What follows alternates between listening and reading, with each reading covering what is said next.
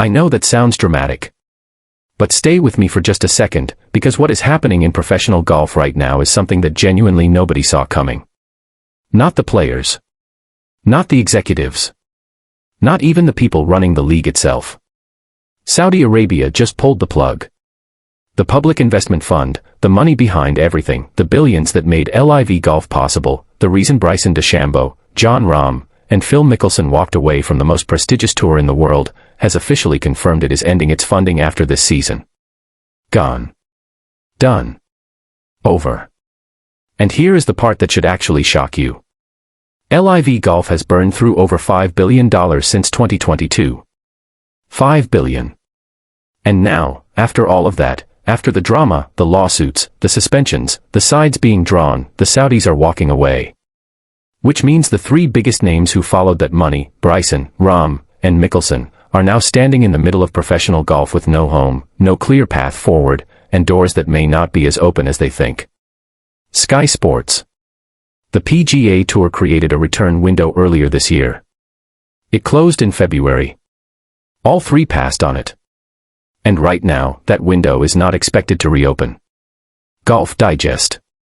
So today we are breaking down exactly what this means, for LIV, for those players, and for where professional golf goes from here. But before we get into all of that, if you are the kind of fan who actually wants to understand what is happening behind the scenes in professional golf, not just the highlights, hit subscribe and drop a like on this video. We are building something real here and every single subscriber genuinely helps. Now, let's talk about how LIV Golf went from the most dangerous threat in sports to a league desperately searching for a lifeline. Why it works. The phrase, behind the scenes in professional golf, picks up directly from the intro's promise of breaking things down. It doesn't feel like a hard stop, it feels like the host taking a breath before diving deeper. The last sentence immediately rehooks the viewer into the story so they don't feel like the CTA interrupted anything. It actually adds momentum rather than killing it. So how does a league backed by one of the richest sovereign wealth funds on the planet just collapse? It starts in 2022. Saudi Arabia's public investment fund decided they wanted a piece of professional golf. Not a partnership. Not a sponsorship. A complete rival league. And their strategy was simple, throw so much money at the biggest names that the PGA Tour would either be forced to compete or be forced to negotiate. And for a moment, it actually worked. Phil Mickelson signed a deal worth $200 million. Jon Rahm agreed to a reported $608 million contract, paid $302 million upfront just to sign. Bryson DeChambeau's deal came in around $125 million. These were not just contracts. These were statements. LIV was telling the entire sports world that they were serious. Sky Sports. But serious money does not automatically build a serious league. LIV was losing an estimated $500 to $600 million every single year. The TV ratings never came. The casual fans never showed up. And the PGA Tour, rather than panicking, simply raised its own prize money and kept moving. CBSSports.com. Merger talks collapsed when the PGA Tour rejected a $1.5 billion offer from the Saudis because it demanded LIV remain a separate powerful entity, a complete deal-breaker. Essential Golf. And then came the moment that changed everything.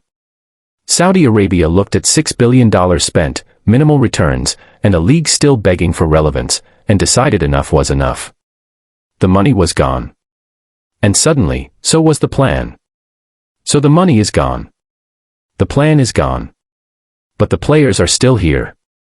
And this is where it gets really uncomfortable, because Bryson, Rahm, and Mickelson are not in the same situation. Not even close. Let's start with Bryson.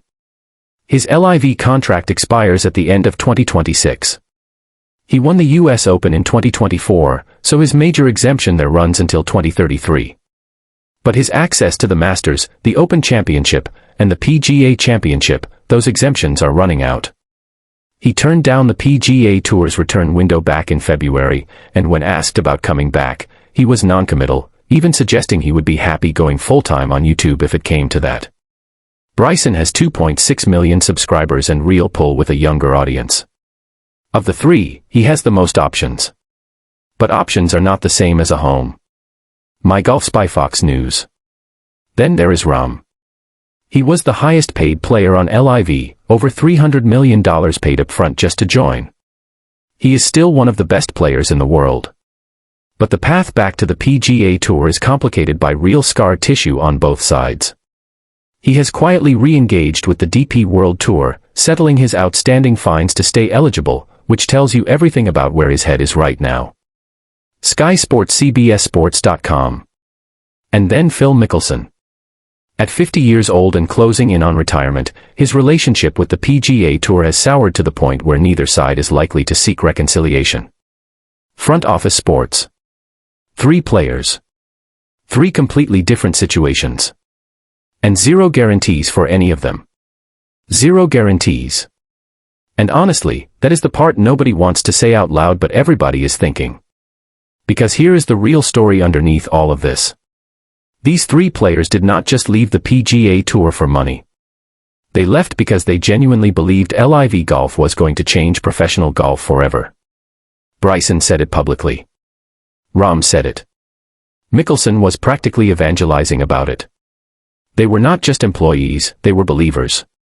And that makes this moment so much more complicated than just a business deal falling apart. Think about what Bryson is actually navigating right now. LIV leadership told players the league was financially secure all the way through 2032. Bryson admitted he was completely shocked when the Saudi funding news broke. This is not a guy who saw the exit coming and positioned himself carefully. This is someone who genuinely trusted the people running this league, and now has to figure out his entire professional future in real time. Fox News. And the PGA Tour knows that. CEO Brian Rowlap has been clear, there is scar tissue. Rules were broken. And that has to be accounted for in some shape or form. That is not the language of a tour rushing to open its doors. CBSSports.com. Which puts these players in a genuinely uncomfortable position. The leverage they had when LIV was flush with Saudi billions. Gone. The goodwill they had with PGA Tour members and fans. Complicated. The PGA Tour has been going strong for over a century. It does not need this reunion anywhere near as much as these players do. Last word on golf. And that power shift, that is what changes everything going forward. That power shift is exactly why this moment matters so much beyond just 3 players and a dying league. What we are watching right now is the most expensive failed experiment in sports history land directly on the people who trusted it most. Saudi Arabia spent $6 billion trying to buy relevance in professional golf, and walked away.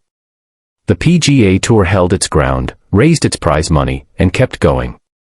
And Bryson DeChambeau, Jon Rahm, and Phil Mickelson, 3 of the most recognizable names in the sport, are now left figuring out what professional golf even looks like for them in 2027 and beyond. There is no clean ending here. No obvious next chapter. Just 3 elite golfers, a collapsing league, and a tour that is in absolutely no rush to forgive. LIV Golf is officially dead. And the players who bet everything on it are the ones left holding the bill. So let me know in the comments, do you think the PGA Tour should welcome these guys back? Or did they make their choice and now they live with it? If you enjoyed this video, hit like, subscribe, and we will see you in the next one.